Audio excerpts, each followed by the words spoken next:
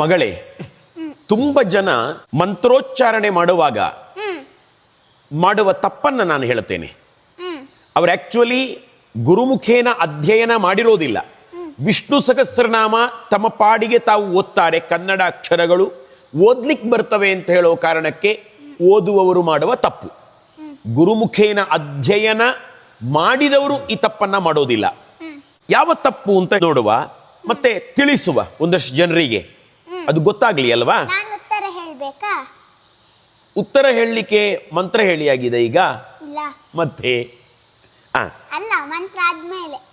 ನವಮಂ ಸಿದ್ಧಿದಾತ್ರೀ ಚ ನವ ದುರ್ಗಾ ಪ್ರಕೀರ್ತಿತಾಃ. ನವಮಂ ಸಿದ್ಧಿದಾತ್ರೀ ಚ ನವ ದುರ್ಗಾ ಪ್ರಕೀರ್ತಿತಾಃ.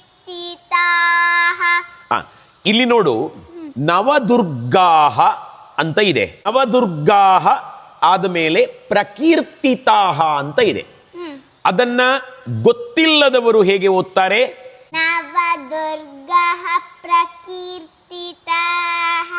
ಹಾಗೆ ಓದ್ತಾರೆ. ಹಾಗೆ ಓದ್ಲಿಕ್ಕಿಲ್ಲ. ತುಂಬಾ ಜನ ಪುನಃ ಪ್ರತಿಷ್ಠಾ ಬ್ರಹ್ಮಕಲಶೋತ್ಸವ ಅಂತ ಹೇಳಿ ಬ್ಯಾನರ್ ಮಾಡಿಸುವಾಗ ಎಷ್ಟೋ ದೇವಸ್ಥಾನಗಳ ಬ್ಯಾನರ್ ಅಲ್ಲಿ ತಪ್ಪು ಬರೆದಿರುತ್ತಾರೆ. ಪುನರ್ ಪ್ರತಿಷ್ಠಾ ಅಂತ ಬರೆದಿರುತ್ತಾರೆ. ಅರ್ಕ ಒತ್ತು ಬರುವುದಿಲ್ಲ. ವಿಸರ್ಗದ ಮುಂದೆ ಪ ಬಂದಾಗ ಅರ್ಕ ಒತ್ತು ಬರುವುದಿಲ್ಲ, ಎಫ್ ಬರುವುದು. ಅದನ್ನ ಹೇಳೋದು ಹೇಗೆ ಅಂತಂದ್ರೆ ಪುನಃ ಪ್ರತಿಷ್ಠಾ ಅಂತ ಹೇಳೋದು, ಹೇಳಬೇಕಾದದ್ದು. ಪುನಃ ಪ್ರತಿಷ್ಠಾ ಅಂತ ಹೇಳಲಿಕ್ಕೂ ಇಲ್ಲ, ಪುನರ್ ಪ್ರತಿಷ್ಠಾ ಅಂತ ಹೇಳಲಿಕ್ಕೂ ಇಲ್ಲ. ವ್ಯಾಕರಣ ಗೊತ್ತಿದ್ದವರು ಒಳಗೊಳಗೆ ಅದನ್ನ ಬರೆದವರನ್ನ ನಗಾಡುತ್ತಾರೆ 100%. ಪುನಃ ಪ್ರತಿಷ್ಠಾ, ಪುನಃ ಪ್ರತಿಷ್ಠಾ. ಇಂಥದ್ದು ವಿಷ್ಣು ಸಹಸ್ರನಾಮದಲ್ಲಿ ತುಂಬಾ ಬರ್ತವೆ, ಲಲಿತಾ ಸಹಸ್ರನಾಮದಲ್ಲಿ ತುಂಬಾ ಬರ್ತವೆ. ಆ ಮಿಸ್ಟೇಕ್ ಅನ್ನ ಅವರು ಮಾಡಬಾರದು ಓದುವವರು. ಹಾಗೆ ಇಲ್ಲಿ ನವದುರ್ಗಾಹ ಪ್ರಕೀರ್ತಿತಾಹ, ನವದುರ್ಗಾ ಪ್ರಕೀರ್ತಿತಾಹ ಅಂತ ಆಗಬೇಕು. ಒಂದನೆಯದು, ಇಷ್ಟು ವಿಷಯಗಳನ್ನ ವಿಷ್ಣು ಸಹಸ್ರನಾಮ, ಲಲಿತಾ ಸಹಸ್ರನಾಮ, ವಿವಿಧ ದೇವತಾ ಸ್ತೋತ್ರಗಳನ್ನ ಕೆಳಗಡೆ ಇಡಬಾರದು ಮಗಳೇ. ದೇವರ ಪುಸ್ತಕವನ್ನ ಕೆಳಗಡೆ ಇಡಬಾರದು. ಪುಸ್ತಕ ಅಂದ್ರೆ ಏನು ಹೇಳು? ಬುಕ್ಸ್.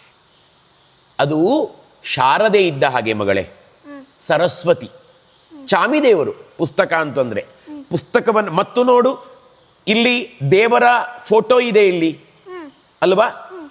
ನಾನು ಇದ್ದೇನಲ್ಲ ಮಗಳೇ, ಈ ದೊಡ್ಡ ದೊಡ್ಡ ಸಮಾವೇಶಗಳಲ್ಲಿ ಗ್ರೌಂಡ್ ಅಲ್ಲಿ ಪೇಪರ್ ಹಾಕಿ ಕೂತ್ಕೊಳ್ತಾರಲ್ಲ, ನೋಡಿದ್ದೇನೆ. ಪೇಪರ್ ನಲ್ಲಿ ಕೂತ್ಕೊಳ್ಬಾರದು. ಯಾಕೆ ಕೂತ್ಕೊಳ್ಬಾರದು ಹೇಳು? ಅಲ್ಲಿ ಸರಸ್ವತಿ ಎಲ್ಲ ದೇವರಿರ್ತಾರೆ. ನೋಡು, ಒಂದು ಅಕ್ಷರಗಳಿರ್ತವೆ. ಅಕ್ಷರಗಳು ಅಂತಂದ್ರೆ ದೇವರು ಸರಸ್ವತಿ. ಎರಡನೆಯದ್ದು ಆಯ್ತಪ್ಪ, ಅಕ್ಷರಗಳು ಅಲ್ಲ ಅಂತ ಹೇಳಿ ಇಟ್ಟುಕೊಳ್ಳುವ. ಕೆಲವು ಫೋಟೋಸ್ ಉಂಟದ್ರಲ್ಲಿ ದೇವರದ್ದು. ದೇವರ ಫೋಟೋಸ್ ಇರ್ತದೆ ಕೆಲವು ಪೇಪರ್ ಅಲ್ಲಿ.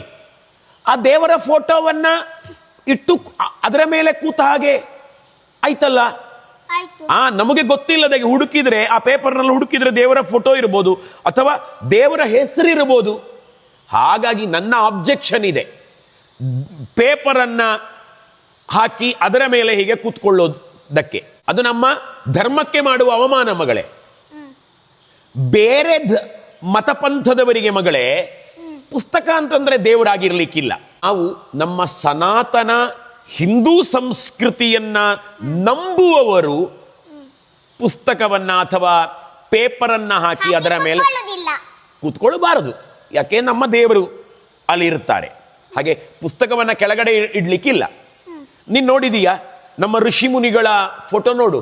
ಅವರು ವೇದ ಪುಸ್ತಕವನ್ನ ಎಲ್ಲಿಟ್ಟಿರ್ತಾರೆ? ಯಾವುದರಲ್ಲಿ ಇಟ್ಕೊಂಡಿರ್ತಾರೆ? ಕೈಯಲ್ಲಿ ಇಟ್ಕೊಂಡಿರುವುದಿಲ್ಲ ಮಗಳೇ. ಪುಸ್ತಕ ಸ್ಟ್ಯಾಂಡ್ ಉಂಟಲ್ಲ ಮಗಳೇ, ಆ ಸ್ಟ್ಯಾಂಡಿಗೆ ಎಕ್ಸ್ ತರ ಒಂದು ಇರ್ತದೆ, ನೋಡಿದೀಯಾ? ಆ ಎಕ್ಸ್ ತರ ಇರುವ ಸ್ಟ್ಯಾಂಡಿಗೆ ಒಂದು ಹೆಸರು ಉಂಟು ಮಗಳೇ. ಎಂತ ಗೊತ್ತಾ ನಿಂಗೆ? ವ್ಯಾಸಪೀಠ ಅಂತ. ಏನು? ವ್ಯಾಸಪೀಠ. ವ್ಯಾಸಪೀಠ. ಸ್ಪೀಡಾಗಿ ಹೇಳು. ವ್ಯಾಸಪೀಠ. ವ್ಯಾಸಪೀಠ ಮರಿಬೇಡ ಇನ್ನದನ್ನ. ನಾವು ವೇದೋಪನಿಷತ್ತುಗಳು, ರಾಮಾಯಣ ಮಹಾಭಾರತಾದಿಗಳು, ತುಂಬ ಪವಿತ್ರವಾದ ಗ್ರಂಥಗಳನ್ನು ಯಾವ ಸ್ಟ್ಯಾಂಡ್ ಮೇಲೆ ಇಟ್ಕೊಂಡು ಓದ್ತೇವೋ ಆ ಸ್ಟ್ಯಾಂಡಿಗೆ ವ್ಯಾಸಪೀಠ ಅಂತ ಹೆಸರು. ವ್ಯಾಸಪೀಠದಲ್ಲಿ ಇಡಬೇಕಾದ ಪುಸ್ತಕವನ್ನ ಮಗಳೇ, ಆ ವ್ಯಾಸಪೀಠ ಅಂತ ಬಂದದ್ದು ಅದಕ್ಕೆ, ಅದ ಮೇಲೆ ಕೂತ್ಕೊಳ್ಬಾರ್ದು, ಕೆಳಗಿಡಬಾರ್ದು, ಅದಕ್ಕೆ ವ್ಯಾಸಪೀಠ ಅಂತ ಹೆಸರು ಬಂದ. ಆ ವ್ಯಾಸಪೀಠದ ಮೇಲೆ ಇಡಬೇಕಾದದ್ದು ಅದಕ್ಕೆ, ಪುಸ್ತಕವನ್ನ ಕೆಳಗಡೆ ಇಡುವ ಹಾಗಿಲ್ಲ. ಅಥವಾ ಯಾವ್ದಕ್ಕ ಪುಸ್ತಕ ದೇವರಿಗೆ ಬೇಕು, ಸ್ಟ್ಯಾಂಡೇ ಬೇಕು. ಇಲ್ಲ ಅಂತಂದ್ರೆ ಹೀಗೆ ನಮ್ಮ ಮಡಿಲಿನಲ್ಲಿ ಹೀಗೆ ಇಟ್ಕೊಳ್ಬೇಕು. ಕೈಯಲ್ಲಿ ಇಟ್ಕೊಂಡ್ರೆ ತೊಂದರೆ ಇಲ್ಲ, ಆಯ್ತಾ? ಕೆಳಗಡೆ ಇಡಬಾರದು ಪುಸ್ತಕವನ್ನ. ಆಗ್ಬೋದಲ್ವಾ? ಇದನ್ನ ಎಲ್ಲರೂ ಪಾಲಿಸ್ಲಿ ಮಗಳೇ. ನಾನು ನಿನಗೆ ಹೇಳಿದ ಸಂಗತಿಯನ್ನ ಎಲ್ಲರೂ ಆ ಸಂಗತಿಯನ್ನು ಫಾಲೋ ಮಾಡ್ಲಿ. ನೀನ್ ಫಾಲೋ ಮಾಡ್ತೀಯಾ? ಫಾಲೋ ಮಾಡ್ತೇನೆ. ಇನ್ನು ಮುಂದೆ ಪುಸ್ತಕ ಕೆಳಗಿಡಬಾರದು. ನಂಗೆ ಗೊತ್ತಿರ್ಲಿಲ್ಲ ನೀನು ಪುಸ್ತಕ ಕೆಳಗಡೆ ಇಡುತ್ತಿ ಅಂತ. ಆಗ್ಬೋದು. ಸ್ಕೂಲಲ್ಲಿ ಬರೆಯುವಾಗೆಲ್ಲ ಕೆಳಗೆ ಕೂತ್ಕೊಳ್ತೇವೆ ನಾವು ಪುಸ್ತಕ ಇಟ್ಟು. ನೋಡು, ಅದಕ್ಕೆ ಅವಮಾನ ಆಗ್ತದ ಅಂತ ಯೋಚನೆ ಮಾಡಿದ್ರೆ ಸಾಕು. ಹೇಗ ನಾವು ಕೂಡ ಕೆಳಗಡೆ ಕೂತ್ಕೊಂಡು ಬರೆಯುವಾಗ ಎಲ್ಲ ತೊಂದರೆ ಇಲ್ಲ, ಆಯ್ತಾ ಮಗಳೇ? ನಮ್ಮ ಮಾತುಗಳನ್ನ ಯಾವಾಗಲೂ ಯಾರಿಗೆ ಅರ್ಪಣೆ ಮಾಡೋದು? ದೇವರಿಗೆ ಅರ್ಪಣೆ ಮಾಡು ನೋಡುವ. ಶ್ರೀರಾಮಕೃಷ್ಣ ಅರ್ಪಣಮಸ್ತು.